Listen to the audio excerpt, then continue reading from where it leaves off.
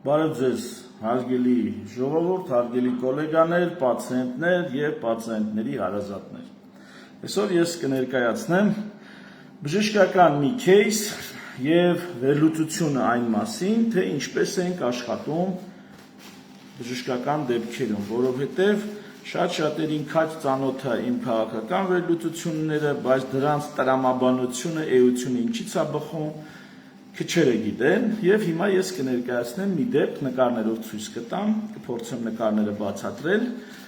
և այսպես հասակավոր պացիենտ, մոտ 70 կամ անց տարեկան, որը դիմել է որովայնի ցավերով 2-3 օր տևող, մոտ 2 օր որովայնի ցավեր, թեթև փսխում ա եղել, մի աննշան լուծ ա եղել, բայց հիմնականում այդ 2-3 օրվա մեջ աղիները չի գործում, որովայնը փքված և ցավեր։ Պացիենտը դիմում է, ընդունում ենք, նայում ենք, որովայնը մեծ, փքված, թեև ինքը, այսպես ժողովրդական լեզվով ասած, ցմփոր պացիենտ է, նախկինում վիրահատություն տարած, այդ վիրահատության մասին կխոսենք հեսա, որովայնի վրա վիրահատություն տարած, և միանգամից իհարկե գնում ենք սոնոգրաֆիայի։ Սոնոգրաֆիայով ինչ ենք տենում, հենց դաչիկը դնում ենք, ինչ ենք տենում։ Ես հիմա նկարները ցույց կտամ, ձեզ կթվա թե սա ինչ-որ կոֆեի բաժակ է, բայց երբ որ բացատրեմ, կհասկանաք, որ կոֆեի բաժակ չի։ Ուրեմն սովորաբար սոնոգրաֆիկ պատկերի վրա թե փորձառու մասնագետները, թե անփորձ ոչ սոնոգրաֆիստները կամ հասարակ մարդիկ, հասարակ ջոգիրյանի նրանք հատուկ են։ Մի խոսքով, տեսնում են նույն բանը, ուղղակի չգիտեն ինչի վրա ուշադրությունը սևեռեն։ Ահա տեսնում ենք այսպիսի կլոր սև, այսպիսի կլոր սև։ Տեսնում ենք, այս կլոր սևը։ Այն մնացածը, որ դուք չեք հասկանում ինչ է, հաշ պատկերացրեք, բժիշկն էլ չի հասկանում ինչ է։ Այս երկու կլոր սևն ենք տենում։ Այս երկու կլոր սևը, որպեսզի հասկանանք ինչ է, տենում ենք, որ իրանից հետո շողում է, չէ՞, ակուստիկ ուժեղացում ենք ասում, այսինքն լույսը ուժեղանում է։ Սև սպիտակ էկրանին ենք նայում, գունավոր մեր դեպքում տեսանելի է միայն արյան հոսքը, գունավոր, եթե արյան հոսքի հարց լինի մի օր ցույց կտամ, բայց հիմա մենք նայում ենք այս սև երկու կլորին, որի հետևից լույսի շողը ուժեղանում է, ակուստիկ ուժեղացում ենք ասում։ Հետևաբար սա հեղուկ պարունակող երկու հատ խոռոչ է։ Բայց երբ որ նայում ենք հաջորդ նկարին, այդ նույն սևը, այսինքն սենց թե ենք դրել, դաչիկը սենց թեքում ենք, տեսնում ենք, որ այսենց երկար այդ նույն բանն է։ Սա աղիք է։ Աղիքի մեջ այս սևը հեղուկ է, սև սպիտակ էկրանին, և կանգային հեղուկ է, աղիքային պարունակություն։ Մենք տեսնում ենք բարակ աղիք, որի մեջ հեղուկը կուտակվել է, սովորաբար բարակ աղիքը, սենց բարակ բան է լինում, նրա մեջ առանձնակի սովորաբար, հեղուկ կուտակում չի լինում, իսկ եթե լինում է շատ քիչ չափով։ Եվ ըստ չափում ենք տեսնում ենք 3.7, գրեթե 4 սանտիմետր լայնք ունի։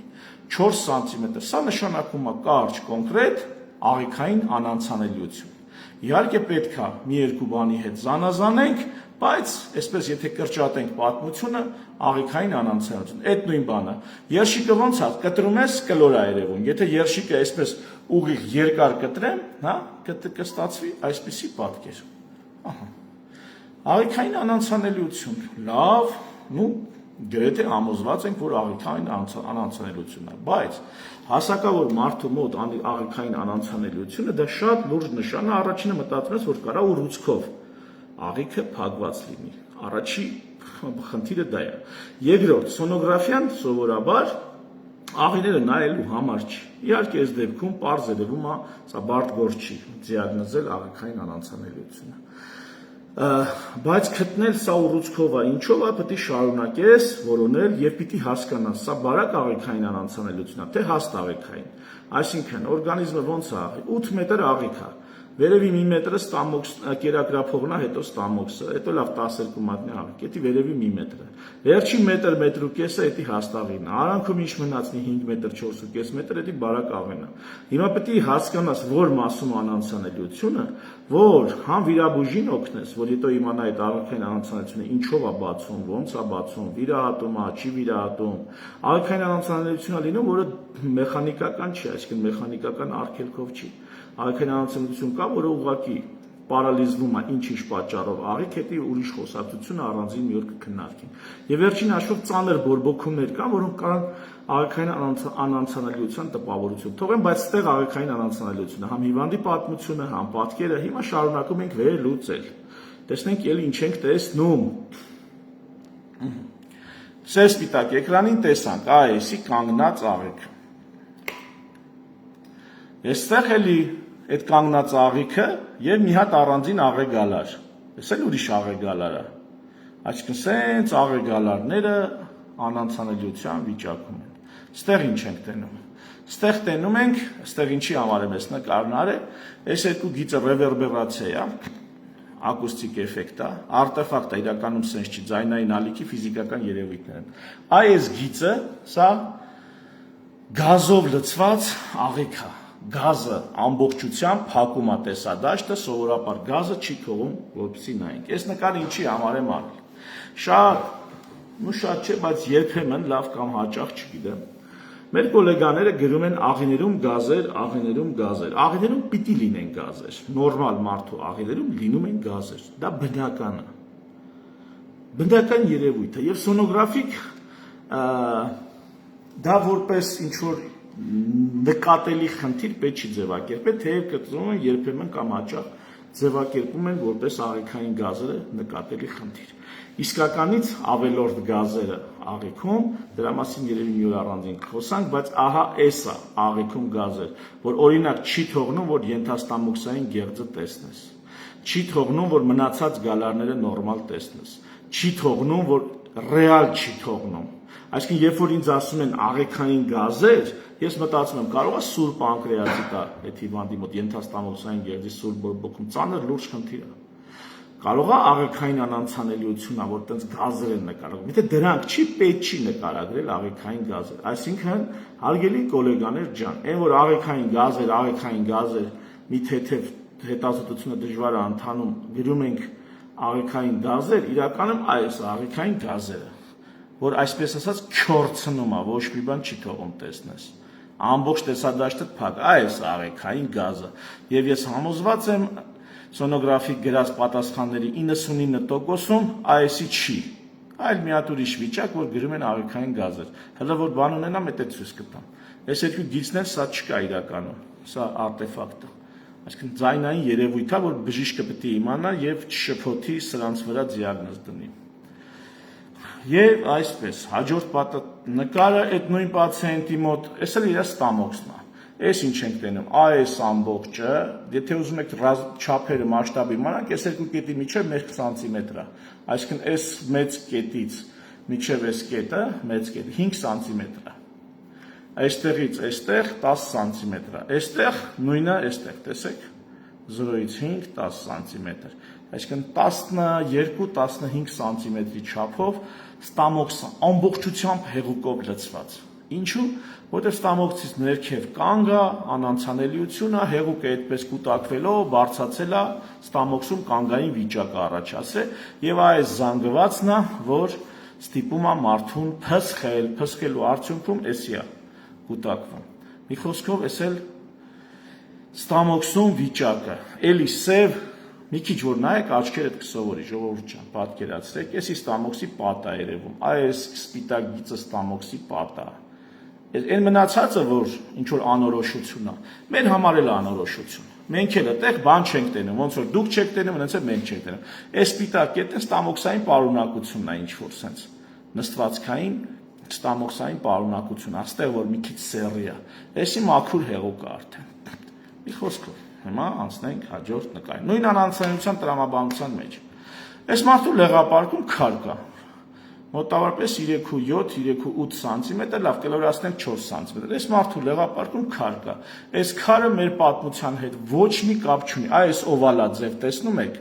օվալաձև քար է։ Եթե փափուկ հեղուկ պարունակությամբ խոռոչներից կամ ստրուկտուրաներից մենք ունենում ենք ակուստիկ ուժեղացում, ապա քարից ունենում ենք հակառակը, ստվեր։ Այս ստվերն էլ տեսնում ենք, ստվերը ցույց է տալի, որ էսի քար է։ Իսկ այս սպիտակ պատերը լեղապարկի պատերն են։ Էսի ծորանային լյարդն է այստեղ եւ ծորան։ Այս մնացածը Նույնիսկ կարա աղիք լինի, կարա ոչի բան լինի, հաշվեք այդ մենք չենք ջոգում։ Այսինքն մասնագետն ու չէ մասնագետը դա էլուց նույն բանն են տենում։ Պրոստը մասնագետը գիտի, որ այսքան տեղ պետք է ուշադրությունը սևեռի, չէ մասնագետը այս ամբողջին է նայում եւ ինչ անում եւ շփոթվում է, թվում է թե կոֆեի բաժակ է։ Կոֆեի բաժակ չկա, ոչ մի տառ այստեղ չի ընկել, ոչ մեկի հետ երկար ճանապարհ չունեք գնալու, ոչ մեկին պաշտոնի բարձրացում եւ իջեցում չի բանանում, կանխագուշակվում կամ քարը օվալաձե, վերևի եզրը երևում է, ներքևի եզրը էլ չի երևում, որտեղ ստվերի տակ է մնում։ Քարը կապ ունի այս պացիենտի հետ։ Ոչ մի կապ չունի, պատահական գտնված քարը։ Հաջորդին ինչ ենք տեսնում։ Էս էլ հələ նայի այ քեզ թարսություն։ Էս է միզապարկն է պացիենտի, ահա, որտեղ նրանք սպիտակ ու սև շերտերը տեսնում ենք, մեկը լորձաթաղանթն է, մեկը մկանային։ Սպիտակ շերտը լորձաթաղանթն է, սև շերտը մկանային թաղանթն է, միզապարկի վերևից աղիքի կտորը անկետան անցանելիության աղիքի, այն մնացածը մենք էլ չենք ջոգում, բայց այս սպիտակը տեսնում եք, որ չափել ենք, այս սպիտակը մի քիչ էլ հետևից ինչ է երևում, ստվեր է երևում, ստվերը ինչ է, ուրեմն էսի քար է, որտեղ տենում ենք ստվեր, էնի քար է, կամ գազ, լավ, այս դեպքում շատ չխորանանք, քար է մի խոսքով, տենում եք միզապարկում քար, ինչ չափի մոտավորապես 2 սանտիմ 2 միլիմետր, 22 միլիմետր չափի,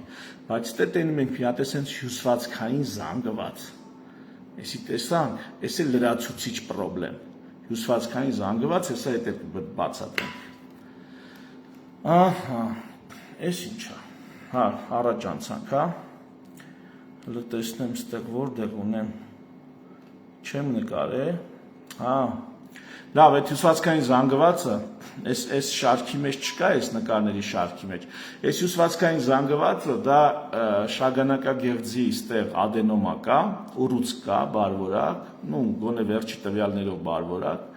որը ահռելի մեծ ներմիզապարկային բաղադրիչ ունի, ստեղ այդ հյուսվածքի ներմիզապարկային բաղադրիչն է, անգեղ տեսադաշտ, իհարկե, բանա,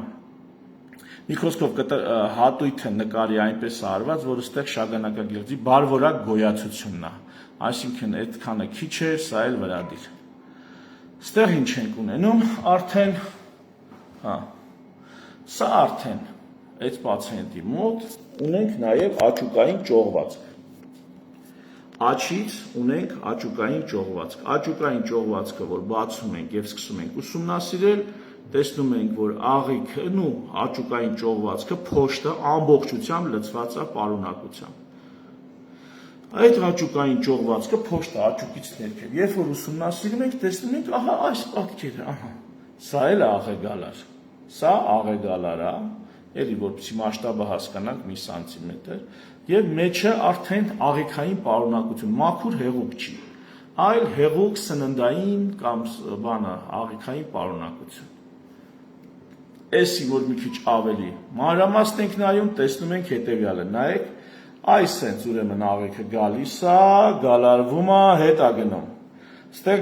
գտնվում է աճուկային կանալը, էսի փոշտն է, փոշտը գիտեք, չէ՞ որն է։ Այնտեղ որտեղ ամորձին է, փոշտն է։ Հիմա, ինչ է մեր հիվանդի դեպքում աղիքային անանցանելիության պատճառը, աճուկային օղակված ճողվածք։ Այս աղիքային պարունակությունը փորից դուրս է եկել, մկանների եւ մաշկի տակով մտել է փոշտ, այսինքն այնտեղ որտեղ ձուն պետք է լինի, ամորձին պետք է լինի։ Գնաց է մտել է այնտեղ ու այսպես ծալվել է, պատկերացրեք, ուստե սենց օղակով սեղմված է։ Այս սենց օղակով սեղմված է։ Պատկերացրեք, եթե մի հատ երկար շլանգ այսպես ծալեմ ու սենց սխմեմ, ինչ կլինի։ Ամբողջ այդ շլանգի անցանելիությունը կխաթարվի։ Եվ ստեղ տրամագծերն եմ նշեմ մոտավորապես 3 սանտիմետրից մի 3.5 սանտիմետր այսպես լայնացած է։ Ստեղ էլ սև գույնի հեղուկ է։ Իսկ արդեն փոշտի միջի հեղուկ է, թե որովայնում էլ միջաղեգալարային ազատ հեղուկ կար։ Ահա, հիմա ինչի հետ գործում ենք։ Գործ ունենք մի վիճակի հետ, որ աճուկային ճողվածքը օղակվել է, օղակման պատճառով առաջացել է աղիքային անանցանելիություն։ Բայց ինչն է խնդրեմը։ Ինչքան այս process-ը երկարի,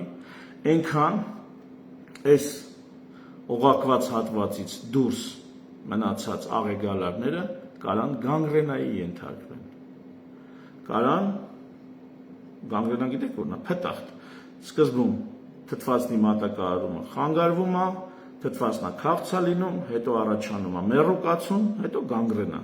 Այսինքն ինչ պետք է արվի, պետք է արագ սա վիրահատվի։ Առաջին, բացվի այս օղակումը, այս աղեգալարը գնահատվի կենդանի է, թե մեռած, իսկ դա ոնց են գնահատում, ես ուսանողական տարիներից եմ հիշում, նոր սրա հետ չեմ առաջ, որտեղ վիրաբույժ չեմ։ Աղեգալարը երբ որ ազատագրում են, նայում են փայլը տեղն է, արդյոք, եթե փայլը տեղն է, ուրեմն լավ նշան է։ Էլ ինչ են նայում։ Սենց կտացնում են աղեքին, տեսնում են կծկողականություն ապահովում է, թե չի ապահովում։ Եթե ապահովում է, այսինքն այս են դեպքերը, որ սկզբում հնարավոր չի զանազան։ Եթե կծկողականությունը ապահովում է, փայլը վերականգնվում է, նշանակում է այդ աղիքը ողջ է մնացել։ Եթե ոչ, ապա քննարկում է աղիքի այդքան հատվածը հեռացնելու հարցը, որտեղ սա որ գցեն փորի մեջ,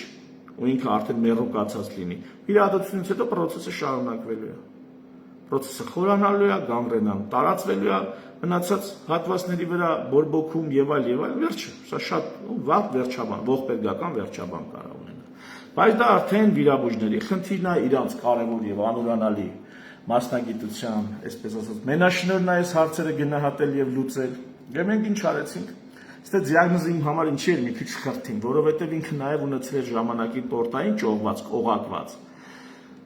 Եվ այդ վիճակից վիրահատվել էր։ Հիմա այդ հետ վիրահատական տարածությունում էլի աղիները անհանգիստ էին։ Ինձ համար ռեալ պետք է ես գնահատեի, արդյոք սա է խնդրեմը, թե սա հետևանք է, որովհետև այս նույն պատկերը ես կարող եմ ունենալ, եթե մի ուրիշ տեղ այդ անանցանելիության պատճառ կա, մի ուրիշ տեղ։ Եվ այստեղ էլ ինչպես որովայնի ներսում, այնպես էլ ճողվածքապարկի մեջ, այսինքն փոշտում կանգային երևույթ կա։ Պետք է զանազանել սա հիմնական պատճառն է այդ անանցանելիության, թե սա էլ մնացած աղեքի հատվածների հետ լայնացած, սա էլ հետևանք է։ Մանեկա պատճառ, մանեկա չգտա։ Ինչ արեցի, այս հատվածից այս փորի միջից սոնոգրաֆիայով մանեկա եկա մտած տեղ, սոնոգրաֆիայով նայեցի, որ ստեղից դուրս է գալի ու էլ անանցանելիության պատկեր չկա։ Սոնոգրաֆիկ ինքս ինձ համար ապացուցեցի, որ մտնելուց այդ լայնացումը կա, աղիքի են նկարները, որ ցույց տվեցի, արդեն դուրս գալուց հետո մաքուր է։ Այդտեղից ենթադրեցի կամ եզրահանգեցի, որ սա բուն պատճառն է, եւ այդպես է ձևակերպել են դիագնոզը, որպես սա է պատճառը այս ամբողջ խնդրի։ Ձեռքի հետ մի երկու բաներ ցույց տամ, մի երկու նկարել ցույց տամ, սա ինչի մասին է։ Սա ստամոքսն է, էլի ստամոքսը լցված հեղուկով, կանգային, եւ այստեղ աղեգալարի մի հատված, էլի կանգային, այստեղ երևի սա է ուզում ցույց տալ։ Այսա նորմալ աղիքի նորմալ գազերն են, հաուստրա ենք ասում, հաստ աղիքում գազեր։ Սրանով, օրինակ ես նկարով տեսնում էի, որ հաստ աղիքը անանցանելիության մեջ չի։ Հաստ աղիքը անանցանելիության մեջ մասնակցություն չունի։ Հիմնական անանցանելիության ռեգիոնը դա բարակ աղիքն է։ Այդտեղից էլ ախտորոշում ենք բարակ աղիքային անանցանելիություն։ Ես ինչի եմ ցույց տալի։ Այ գոլեգաներ ջան, այն որ գրում եք աղիքում գազեր է էսա։ Էսի աղիքում գազեր է, սա պիտի սենց լինի ու էսի նորմալ է։ Ու սա չեմ գրում։ Այսինքն ֆոնոգրաֆիկ պատասխանը տալուց չեմ գրում հաստ աղիքում գազեր։ Հակառակը ուրախանում եմ, որ ըստեղ էս գազերն է եւ կանգային հեղուկ պարունակություն չկա։ Ուրախանում եմ, որ այս պատը սենց բարակ սպիտակ երևի, սպիտակ էսի գազն է, էլի սենց սպիտակ երևում։ Նրանից հետո ստվեր է էլի։ Այ էսի ուրախանում եմ, որ պատի այտուց չկա։ Մի օր տենց դեպք կցույց կտամ, թե ոնց է լինում պատի այտուցը։ Հավես ունեք, կարող եք հետևել։ Պացիենտը շուտով դուրս կգրվի հիվանդանոցից, որովհետև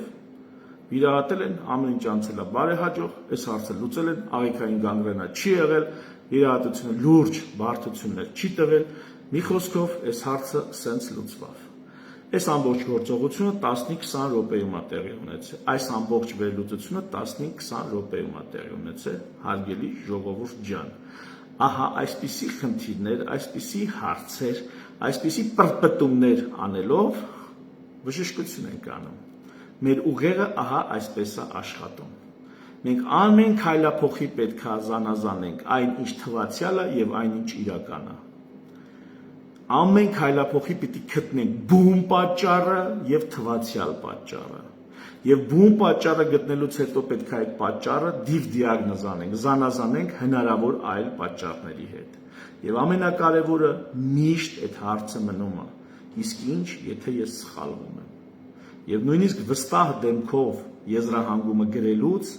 պացիենտին ուղեգրելուց, մինչև վերջնականապես այդ մարդը չի լավանում, դուրս չի գրվում, չես հոգումդ հանգստանում, որ չէ, այնուամենայնիվ ես ամեն ինչ ճիշտ էի անում։ Ամբողջ այդ ընթացքում հարցը միշտ բժշկի գլխում մնում է, ի տարբերություն պոլիտիկների ու պետական գործիչների, ովքեր ցանկացած փորձանքից հետո ինչ կռուծիտ ասես կարան անեն։ Բժշկի գլխում այդ հարցը միշտ մնում է, իսկ ինչ, եթե ես սխալվում եմ։ Եվ բարեբախտաբար այս դեպքում չենք սխալվում։ Թերևս այսքանը, հարգելիներս, շնորհակալություն ուշադրության համար, առաջիկայում ձեզ կներկայացնեմ բժիշկ Հայկ Մանասյանին, սիստեմատիկ կերպով կներկայացնեմ։ Շնորհակալություն, հետևեք իմ ալիքին, ինչ ասեմ, իմ էջին։ Շնորհանդիպում, ցտեսություն։